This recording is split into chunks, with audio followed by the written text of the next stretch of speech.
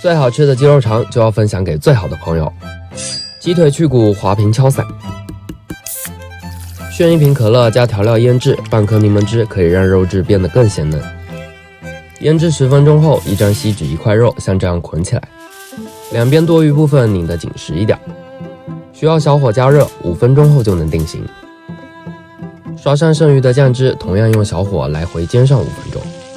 空余出来的手削个橙子，加点糖水和白莲粉，就能做出一份橙子冻。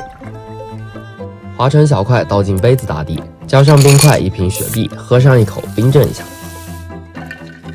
再加上一份纯纯的肉肠，皮脆肉嫩，赶紧双击分享出去。